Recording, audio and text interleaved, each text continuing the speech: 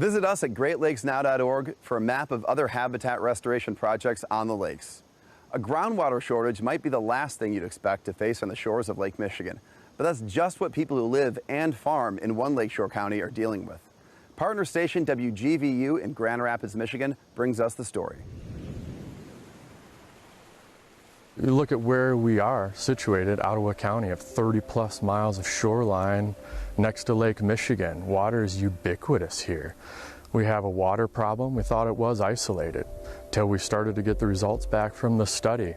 Ottawa County is located in West Michigan. More than 290,000 residents live here, and they're wrestling with an expanding groundwater shortage. It was first revealed here at Highland Trails. The subdivision is the epicenter of the issue in central Ottawa County that triggered the need for us to better understand what's happening underneath our feet with groundwater. When was that? When did that happen? It was in 2008 when we were notified of residents in this location at the subdivision who were running out of water. They woke up in the morning, turned on their faucets, and had no water coming out of the pipes. Paul Sachs is Ottawa County's Planning and Performance Improvement Director. He explains the groundwater wells had run dry. Allendale Township took emergency measures connecting Highland Trails to municipal lines drawn from Lake Michigan. It triggered a study conducted by Michigan State University and Michigan Department of Civil and Environmental Engineering, exploring the county's geology and its two primary aquifers, the shallow and sandy glacial drift aquifer and the deeper Marshall bedrock aquifer. In this animation, the shift toward dark blue shows the decline in static water levels over the past 50 years. Look closely at the central parts of Ottawa County. These areas exhibit the most significant declines. Nearly 11,000 residential, industrial, and agricultural wells are depleting the aquifers. They were drilled into the Marshall Formation, and the Marshall Formation then was depleted because of all the people drawing from it. So if we have 40 houses doing 20 gallons a minute, what do we have? 40 times 20, we have 800 gallons a minute that is being drawn. That's a lot of water in an area that has only a couple acres. That's 24/7, year-round, compared with periodic farm irrigation spread over large swaths of land 3 months out of the year. John Yelich is the director of the Michigan Geological Survey at Western Michigan University. The geology here is very complex because it doesn't have an area where you can recharge rainwater coming in and recharging the aquifers. It's very limited, and that's what restricts how much water we really have. Whereas there are other parts of the state where we have enough rainfall, it recharges the aquifer, and people are satisfied. But in parts of Ottawa County, the aquifer can't refill fast enough to meet the demand. There are too many areas of clay preventing snowmelt and rain from soaking back in. The scientific findings were presented to Allendale Township at the epicenter of the challenges. And at the very end of that presentation, I asked the commission, do you have any questions? And there was silence in the room. There were jaws that were dropped. What was the big finding that caused that reaction? Our water levels are declining. They've declined 40 feet over the last 50 years, and it's not replenishing. Allendale Township is the fastest growing township in Ottawa County. It's also one of the fastest growing communities in the entire state of Michigan. When you are growing as a community and the economic development and vibrancy is dependent on that growth, and you find out that there's a water issue, that's going to make you stop and think, what are we going to do moving forward? Allendale Township now requires every new development connect to municipal water, and nearby in Olive Township, it's declared a moratorium on new housing developments using well water. The farming community is also under the gun. Ottawa County is a state leader in agriculture production, and back in 2008, not far from Highland Trails, farmer Merle Langland had no shortage of well water for irrigating, but he was noticing his crops wilting and turning yellow.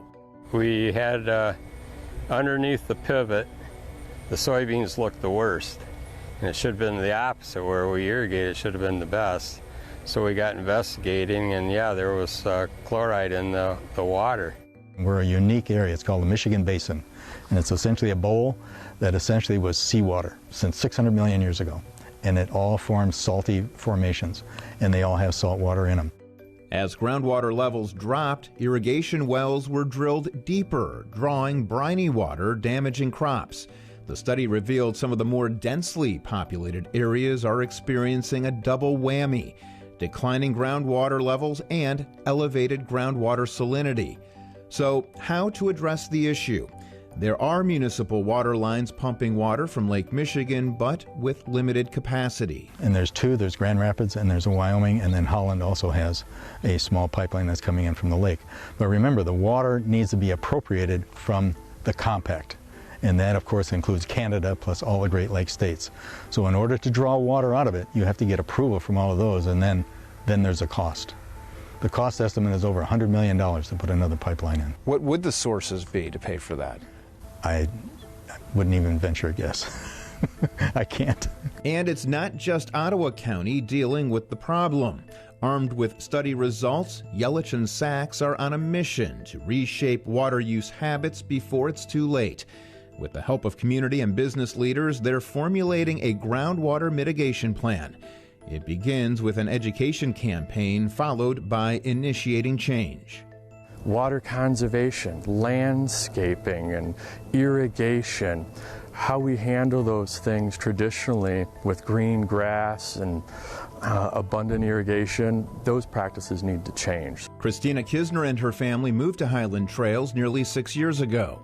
I think there's probably some things that the residents could do in terms of coming together and brainstorming and think about ways that we can help contribute to helping the problem.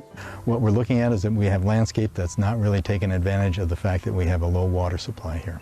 And we should be doing something to put xeriscape, put things in that use less water. What is xeriscape? Xeriscape means substituting some of these grasses for rocks and other things that do not require any kind of water.